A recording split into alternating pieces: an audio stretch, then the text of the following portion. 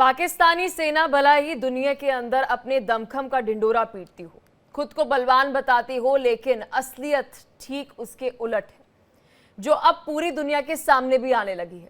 TTP और BLA जैसे group Pakistan में घुसकर हमला कर रहे हैं, पाकिस्तानी सेना के ठिकानों को निशाना बना रहे हैं और मुनीर की सेना उनके सामने पस्त नजर आ रही है, घुटने टेक चुकी है, बिल में दुबक गई है, लेकिन वो मासूमों पर अत्याचार करने से बाज नहीं आ रही है। कमजोर लोगों पर कोड़े बरसा रही है। कैसे, इस रिपोर्ट में देखिए, विस्तार से फिर चर्चा भी करेंगे।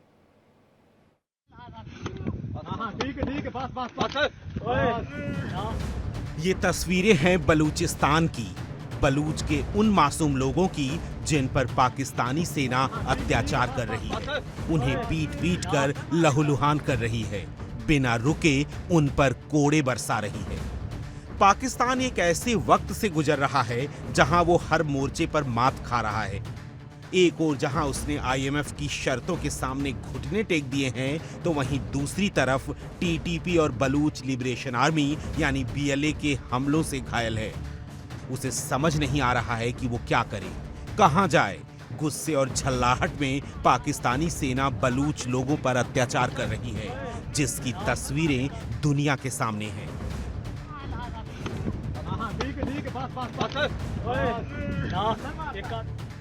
ये तस्वीरें देखिए, किस तरह से क्रूर पाकिस्तानी आर्मी स्थानीय लोगों पर कोड़े मार रही है, उन्हें पीट पीट कर बेहाल कर रही है। लोग रो रहे हैं, कराह रहे हैं, जान बचाने की गुहार लगा रहे हैं।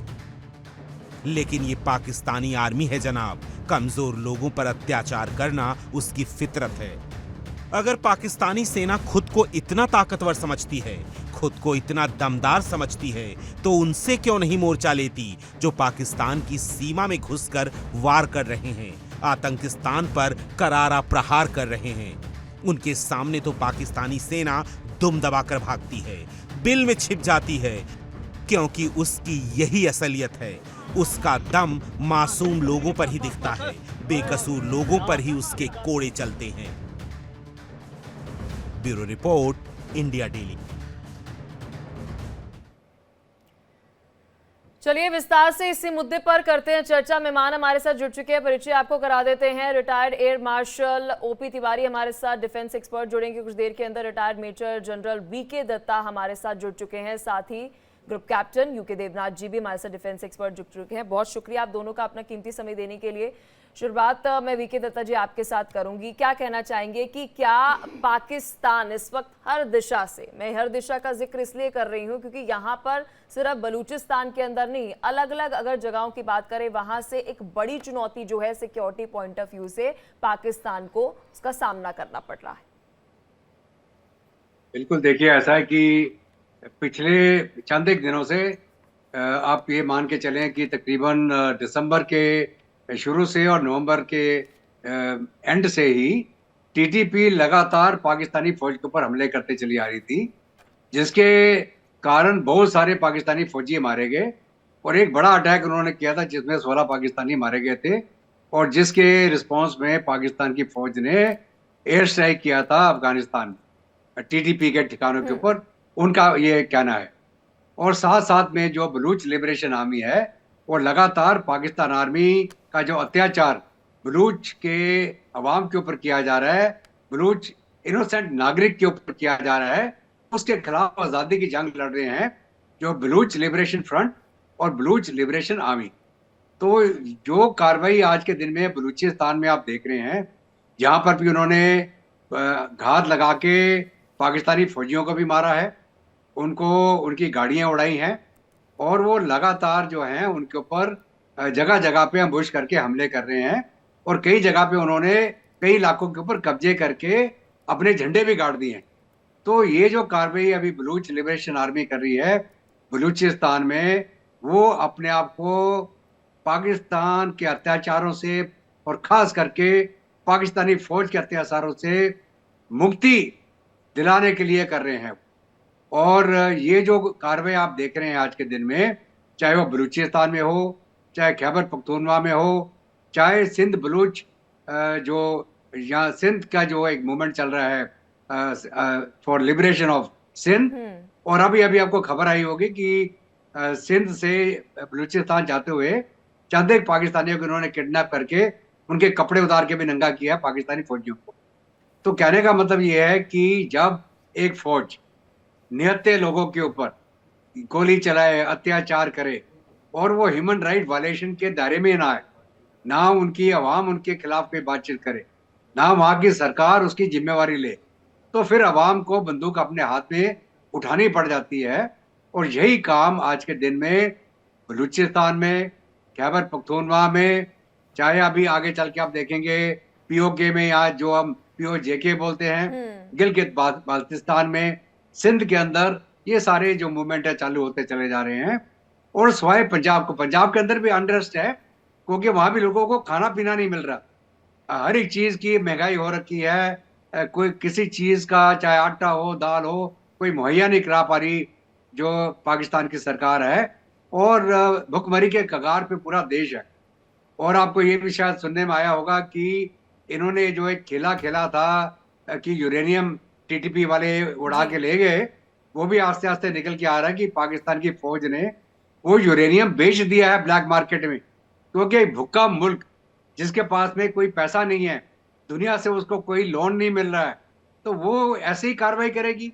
वो न्यूक्लियर एसेट्स को बेचेंगे, वो यूरेनियम बेचेंगे, वो ड्रग का ट्रेड करेंगे, जाली नोट छापेंगे, जो हमने नोटबंदी करी इसीलिए तो करी थी। 1-2 दिन में सोना भी बेचेंगे, ये भी खबर हमारे सामने आएगी। यूके देवनाथ जी, मतलब ये कुछ जो मैं आपके पास आऊंगी सर, फिर आपके पास वापस लौटूंगी। यूके देवनाथ जी, आपसे मैं चाहूंगी एक प्रतिक्रिया।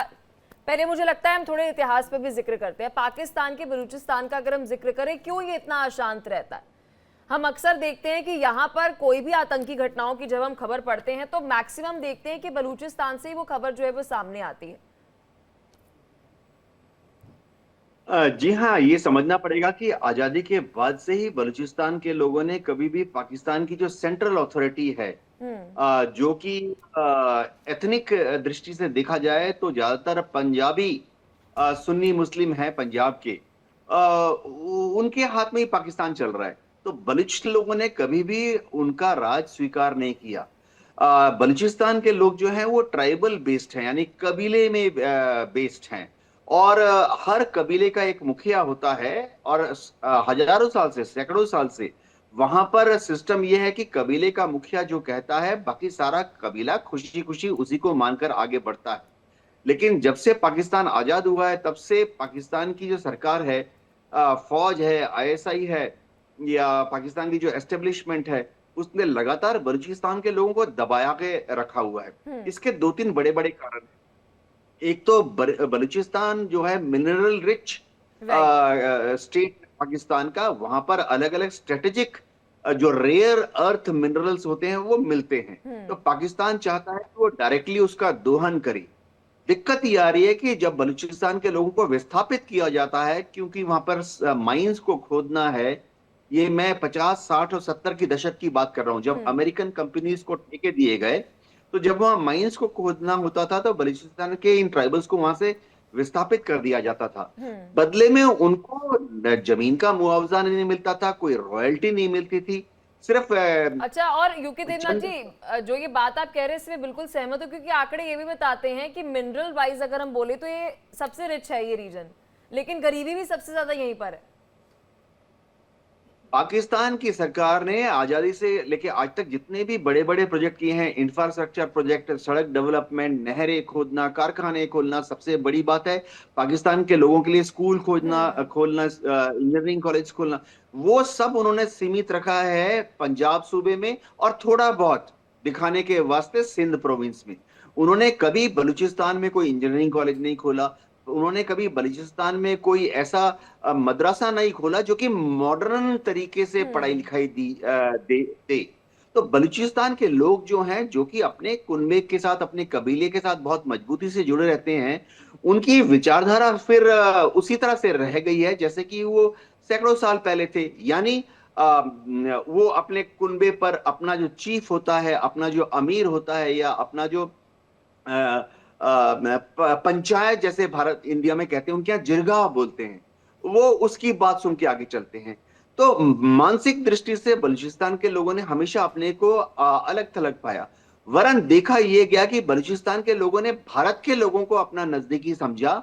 ये गौरतलब बात है कि मुझे ऐसा क्यों लग रहा है कि 1947 से पहले पाकिस्तान में अलग अलग अगर हमें रीजन की ज्वाइन बात करना करें चाहते तो थे। हर एक जो रीजन है, अभी हम कुछ देर पहले 8 बजे जब डिबेट कर रहे थे तो हम उस वक्त पीओजेके के ऊपर चर्चा कर रहे थे, वहां के लोग भी अलग थलग जो है महसूस कर रहे हैं। हमारे साथ retired air marshal OP Tiwari ji भी जुड़ चुके हैं। सर बहुत शुक्रिया अपना कीमती समय देने के लिए। क्या कहना चाहेंगे सर, आपका एनालिसिस क्या कहता है कि पाकिस्तान पर क्या कोई बड़ा हमला होने वाला है? क्योंकि हर एक दिशा से चौतरफा हम देख रहे हैं कि सिक्योरिटी पॉइंट ऑफ व्यू से इस वक्त पाकिस्तान चुनौतियों का सामना कर रहा है।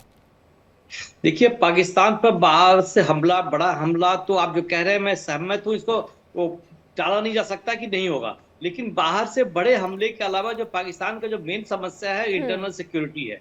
जिस तरीके से भी दत्ता साहब और साहब तो बोल रहे थे कि बिल्कुल सही है, जो इनकी परेशानी है एक्सेप्ट पंजाब एंड सिंध को छोड़ के बाकी स्टेट्स में इनके यहाँ इंटरनल कंफ्यूजन बहुत चल रहा है और बहुत अनरेस्ट चल रहा है। गिलगित हो या इवन वजीर, यहाँ पर इतने एक्सप्लॉइट किया गया है पाकिस्तान में। जो भी इनकी, जैसे मान लीजिए कि अभी जैसे बता रहे थे कि एरिया जो है यहाँ पर बिल्कुल सोर्सेज रिच है, वहां पर सब कुछ उससे पैसे निकाल के और वहां के लोगों को एक्सप्लॉइट किया जा रहा है। ये एक्चुअली ये पाकिस्तान का ही नहीं है, मैं इसका एक सिमिली अटैच करना चाहूंगा कि हिंदुस्तान में भी ऐसे ही था। सबसे ज्यादा रिसोर्सेज कहाँ पर थे? हमारे झारखंड, उड़ीसा और छत्तीसगढ़ में थे, और यहाँ सबसे ज्यादा एक्सप्लॉइटेशन हुआ करता था। अब इसका नतीजा क्या, हिंदुस्तान ने भी देखा था कि नक्सल वहीं पर डेवलप हुए।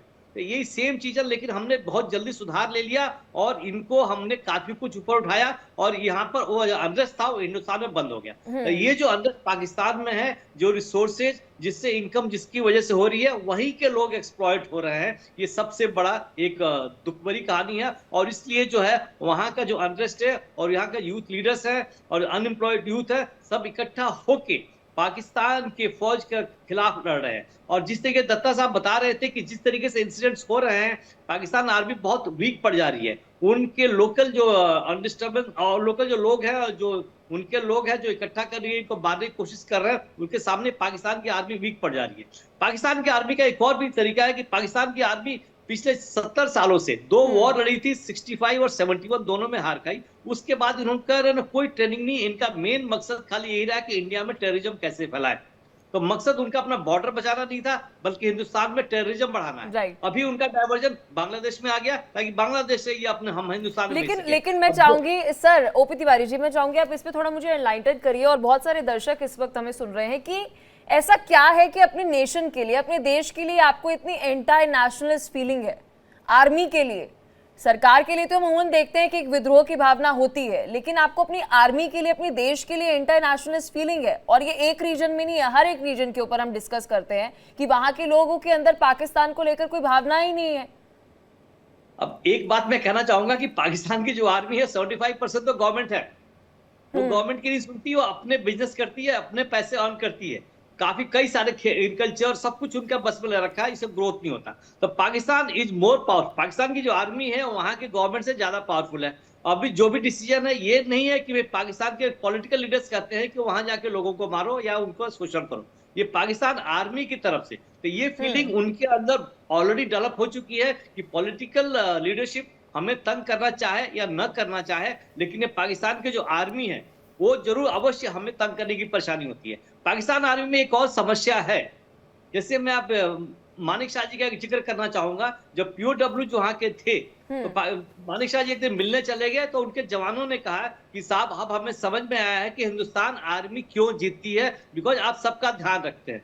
वहां पर पाकिस्तान में ऑफिसर्स और जवानों में बहुत ज्यादा गैप है, बहुत डिफरेंस है।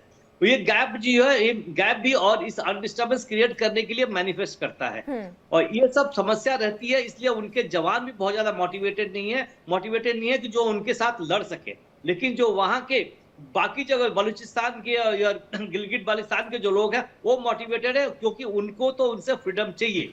फ्रीडम इसलिए चाहिए कि ताकि उनका ग्रोथ हो सके और उनकी इकोनॉमिक स्थिति बढ़ सके। अभी जो पाकिस्तान में जिस तरीके से सब चीज की समस्या हो रही है, आटा की समस्या है, साल की समस्या है, भुखमरी जो होने वाली है, ये भुखमरी सबको जो आ रही है, तो इसमें और लोगों को भुखमरी भी हो रही है और इनका एक अंदर से घृणा भी है। इसके अलावा वीके दत्ता जी, इस पर मैं आपकी प्रतिक्रिया चाहूंगी, क्योंकि देखिए बहुत महत्वपूर्ण बात जो है वो सर कह रहे हैं कि एक तो आपके देश में इकोनॉमिक इंस्टेबिलिटी है और पिछले कुछ सालों से हम देख रहे हैं पॉलिटिकल इंस्टेबिलिटी भी है। इतनी इंस्टेबिलिटी है, और इस बीच अगर हम बात करें आपके देश के अंदर आपके जो अवाम है वो आपके लिए कनेक्ट फील नहीं करती है, तो इसके कारण तो यही हुआ ना कि आपने एक लंबे समय से, दशकों से आपने अपने देश के अंदर कैपिटल इन्वेस्टमेंट नहीं करी, इंफ्रास्ट्रक्चर को लेकर आप सीरियस नहीं थे, महज आप जो इन्वेस्टमेंट कर रहे थे वो टेररिज्म के ऊपर इन्वेस्टमेंट कर रहे थे, और ये रिजल्ट्स आपको मिल रहे हैं क्योंकि ये आपका फोकस था उस वक्त।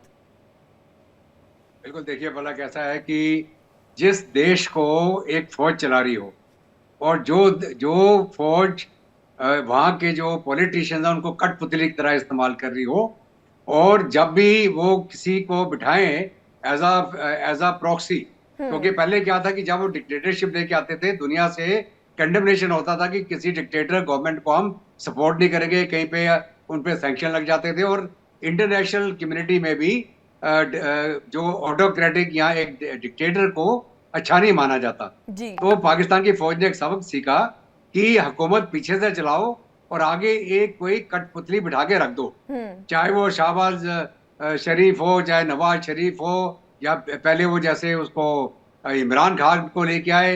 इमरान खान जब थोड़ा तगड़ा होने लग गया तो उसको तुरंत उठा के उसके ऊपर मुकदमे लगा के उसको जेल में डाल दिया। तो पाकिस्तान की फौज लगातार आज़ादी के बाद से ही पाकिस्तान के ऊपर काबिज है।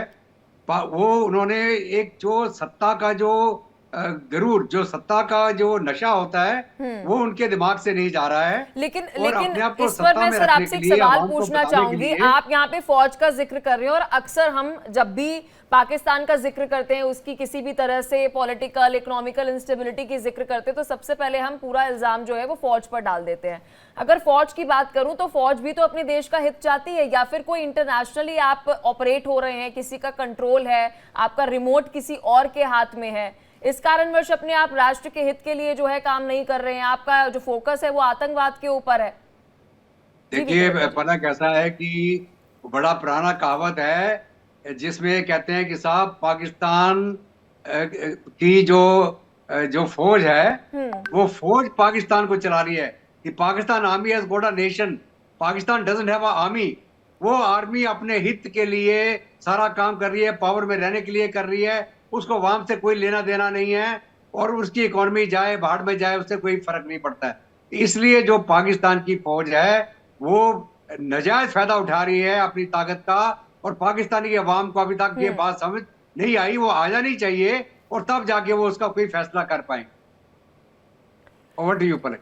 यूके देवनाथ जी, यहाँ पर क्या दक्षिणी जो अफगानिस्तान है उसका कोई रोल नजर आ रहा है? जब मैं इस बलूचिस्तान क्षेत्र की बात कर रही हूँ, जो एक विद्रोह यहाँ पर देखने को मिल रहा है, या फिर अभी मैं बात करूँ बलूचिस्तान लिबरेशन आर्मी जो है, जिस तरह के हम देख रहे हैं कि हमले यहाँ पर बढ़ते हुए नजर आ रहे हैं। देखिए ऐसा कि जो भी डूरन लाइन है अफगानिस्तान में नहीं मानता। सर मैं आपके पास आऊंगी, यूके देवनाथ जी से मेरा सवाल था। जी हाँ पलक, जहां तक बलूचिस्तान की बात है, ये देखना पड़ेगा कि बलूचिस्तान के लोग जो हैं एथनिक दृष्टि से हमेशा ईरान के लोगों के पास ज्यादा जुड़े हुए थे। आजादी के बाद से हुआ यह है कि बलूचिस्तान को दबाने के लिए वहां पर पाकिस्तान की सरकार ने डेमोक्रेटिक तरीके का इस्तेमाल नहीं किया। पाकिस्तान की जितनी major political national political parties हैं, चाहे पीटीआई है या पीएमएलएन है, इन्होंने कभी बलूचिस्तान में जाकर एक्टिवली वहां के लोगों को अपने साथ शामिल करने की कोशिश नहीं की। इसके फलस्वरूप क्या हुआ कि बलूचिस्तान में अलग अलग समय पर एक इंटरनल विद्रोह, इंटरनल रिवोल्ट जनरेट हुआ। वहां पर जैसे होता यह है कि जब जब वहां इंटरनल रिवोल्ट होता है तो उसको बातचीत के जरिए नहीं सुलझाया जाता, उसको डंडे के जोर पर दबाने की कोशिश जाती है। अभी जो एमनेस्टी इंटरनेशनल की रिपोर्ट आई है उसके अनुसार उन्होंने कम से कम 106 लोगों का इंटरव्यू किया, जिसमें पाकिस्तान सरकार के ऑफिशियल्स हैं, लॉयर्स हैं, विटनेस ऐसे हैं जिन पर जुल्म किया गया था। सबसे बड़ी बात है सोशल एक्टिविस्ट्स का इंटरव्यू है। इसके अनुसार जो एमनेस्टी इंटरनेशनल की रिपोर्ट है उसके अनुसार वहां पर 60% केस तो ऐसे हुए हैं कि बलूच लड़ाकों को या टीनेजर्स को, बच्चों को उठा के जेल में बंद कर दिया जाता है और सालों तक उनके ऊपर कोई चार्जशीट दायर नहीं होती। जब उनके ऊपर चार्जशीट दायर हो जाती है तो जो मुकदमा होता है उनमें उनको कोई डिफेंस लॉयर नहीं दिया जाता। तो हम देख रहे हैं कि पाकिस्तान में एक अंदरूनी लॉ एंड ऑर्डर का कोलैप्स हो गया है। एक जो लोकतंत्र होता है, प्रजातंत्र में जो जनता को छोटी छोटी रियायतें दी जाती हैं कि अगर उन्होंने कोई कसूर किया है, फिर भी स्टेट जो है, सरकार जो है, उनको डिफेंस का पूरा मौका देती है। सबसे बड़ी बात है, उनकी बात कोर्ट अदालत में सुनती है, उसके बाद ही सजा देती है। ऐसा कोई सिस्टम बलूचिस्तान में फॉलो नहीं हो रहा है। जी पलक। लेकिन सर, इस पर मैं एक सवाल आपसे जो जवाब दिया उस पर जुड़ के और पूछना चाहूंगी कि आप जो ये बात कर रहे हैं कि वहां पर जो ये जिस तरह का सपोर्ट सिस्टम, अलग अलग पॉलिटिकल पार्टीज की हम बात कर रहे हैं, आर्मी का जिक्र कर रहे हैं, लेकिन हम यहाँ पर जो है आतंकवाद के ग्रुप्स की हम बात करते हैं, टीटीपी की हम जिक्र कर लेते हैं, ये बलूच का जो ग्रुप है इसके ऊपर हम बात कर लेते हैं। क्या they are planning for something big? क्योंकि ये कोइंसिडेंस नहीं हो सकता ना कि एक कुछ टाइम ड्यूरेशन के अंदर, एक टाइमिंग के अंदर इस तरह की जो है हम देख रहे हैं कि आतंकवादी गतिविधियां बढ़ रही हैं। देखिए, आतंकवादी गतिविधियां पाकिस्तान में तब तक बढ़ती रहेंगी, चाहे हम बलूचिस्तान की बात करें या खैबर पख्तूनख्वा की बात करें, जहां तक उनके लोगों को लोकल एस्पिरेशंस, यानी उनकी जो स्थानीय कस्टम्स एंड ट्रेडिशंस हैं, उनको उनकी सेंट्रल गवर्नमेंट सम्मान नहीं देगी। अब देखिए, भारत को देखिए, हमारे यहाँ पर भारत भी तो एक हमारे यहाँ देश के कोने कोने में जितने लोग हैं, सबको भारत सरकार, चाहे कोई भी पॉलिटिकल पार्टी दिल्ली में पावर में आए, एक साथ लेकर चलती हैं। हम उत्तर, दक्षिण, पूर्व, पश्चिम, सबके अपने जो सांस्कृतिक विचारधारा है या उनकी लोकल जो जनजातीय विचारधारा है, उसको उभरने का, पनपने का एक मौका देते हैं। पाकिस्तान में ऐसा नहीं हो रहा है। एक विचारधारा वहां पर है कि भाई पंजाब के लोग ही सबसे ज्यादा सुपीरियर हैं, सुन्नी लोग जो हैं वही सबसे शानदार हैं। और पाकिस्तान में एक और चीज है कि सब जगह पर जो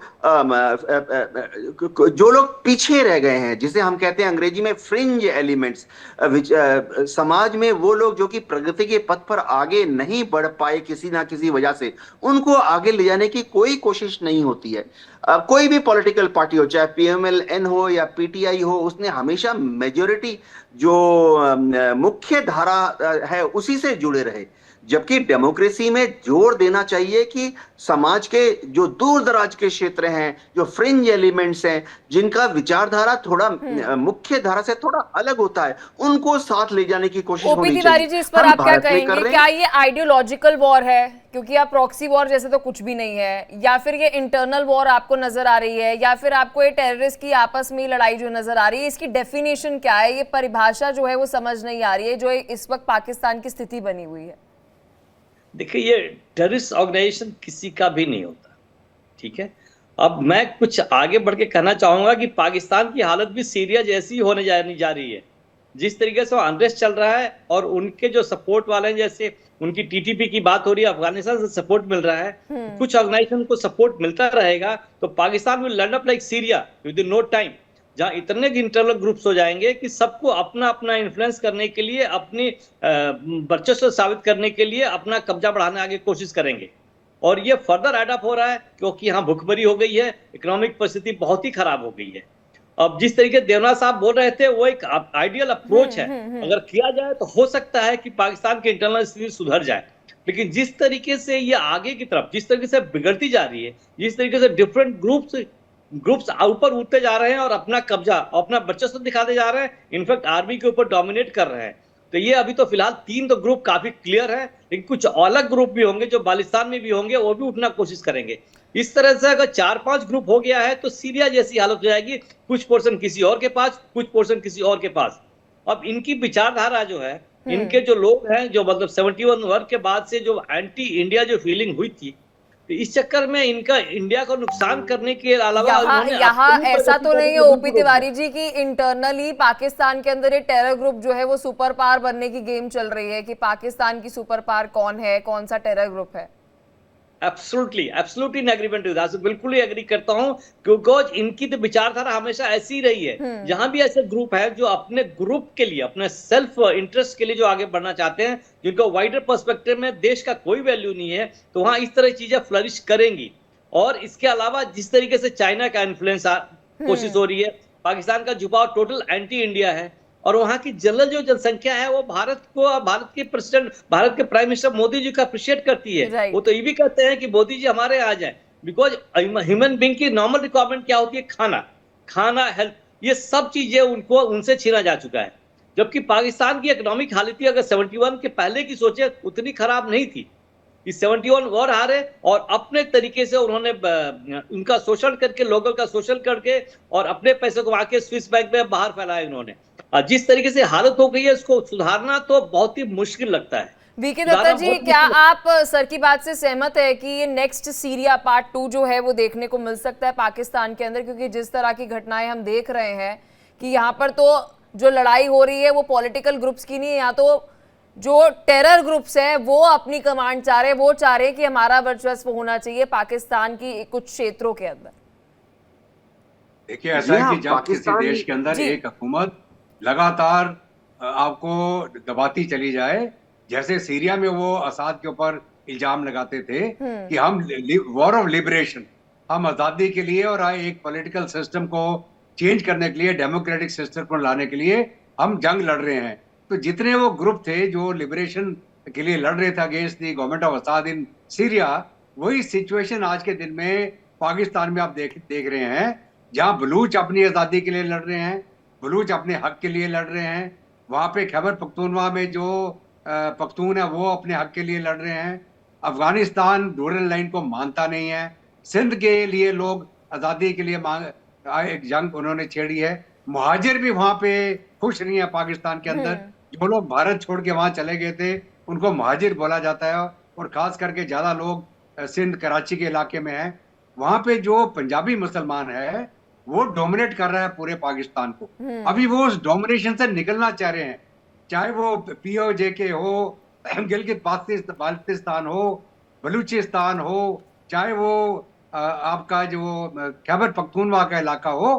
तो पाकिस्तान की फौज जो है मेजोरिटी पंजाबी मुसलमान है। तो क्या यहाँ पर सर जो आप ये बात कर रहे हैं इसको अगर हम और वाइडर पर्सपेक्टिव पे देखें, इन सारे क्षेत्रों को देखें, अगर हम बात कर रहे हैं बलूचिस्तान की, वो कह रहे हैं कि जी हमारा एक क्षेत्र हमें दे दो। POJK की बात करें तो वो कह रहे हैं हमें भारत के साथ, कश्मीर के साथ रख दो। और मतलब अलग इन 4 अगर हम क्षेत्रों की बात करें, इस रीजन की बात करें, तो वो कह रहे हैं कि जी आप अपने पाकिस्तान को रखो, ये रीजन हमें दे दो भाई, आपके साथ कुछ नहीं है, हमारा भला नहीं है। देखो पाकिस्तान है क्या फिर? पाकिस्तान स्वाय पंजाब के बचा क्या? अगर बलूचिस्तान अलग हो गया जो सबसे बड़ा प्रांत है, अगर सिंध अलग हो गया, वहां से खैबर पख्तूनख्वा अलग हो गया, और हमने J&K अपना जो पूरा वापस ले लिया POK, तो बचा क्या पाकिस्तान? पंजाब। तो वो सॉरी एक्सक्यूज मी, जो हाल सीरिया का हुआ है वही हाल पाकिस्तान का हो जाएगा। इसके टुकड़े टुकड़े हो जाएंगे, अलग अलग जो तंजीमें हैं अपना कब्जा करके बैठ जाएंगी, और पाकिस्तान सिमट के इतना सा रह जाएगा यहाँ। तो सर देखिए बात तो यही है ना, क्योंकि हम जिन रीजन्स की डिस्कस कर रहे हैं वहां के जो लोग हैं वो पाकिस्तान के साथ अपनापन महसूस ही नहीं कर रहे। बलूचिस्तान की अगर बात करें, वहां पर जो लोग हैं उन्हें लग रहा है कि जी हम सबसे ज्यादा मिनरल रिच हमारा ये रीजन है, उसके बावजूद भी सबसे ज्यादा गरीबी यहाँ पर है। तो आपके साथ रहकर तो हमें सिर्फ ठगा गया है ना, मिसयूज किया गया है अपनी पॉपुलेशन का।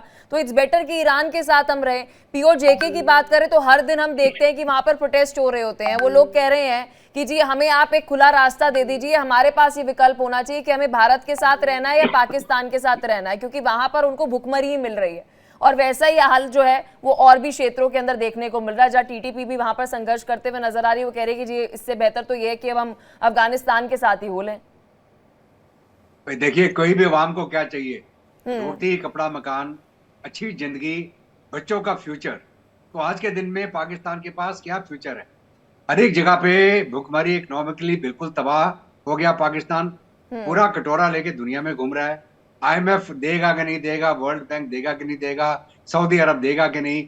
और अभी वही बात जो हम पहले कर रहे थे कि यूरेनियम बेच रहे हैं, कि अपने न्यूक्लियर एसेट बेच रहे हैं, कि अपना सोना बेचेंगे, कि अपने हथियार बेचेंगे, कि ड्रग्स। एक्चुअली क्या है कि पाकिस्तान की फौज एक माफिया है। वो माफिया के तौर पे उस मुल्क को चला रहे हैं। अगर किसी जगह पे वो 20-25 आदमी का गुट बना के एक माफिया बनाता है, वही काबू में नहीं आता। यहाँ तो नहीं सर, माफिया भी है, और एक मुझे वो बोल याद आ रहे हैं कि ऐसा कोई सगा नहीं जिसे हमने ठगा नहीं। ये मुझे लगता है पाकिस्तान आर्मी के ऊपर बहुत फिट बैठ रहा है। बिल्कुल बिल्कुल। और मैं तो पाकिस्तान की अवाम को ये सुझाव देता हूँ कि आप जिहाद करें, पाकिस्तान की फौज को हटाएं।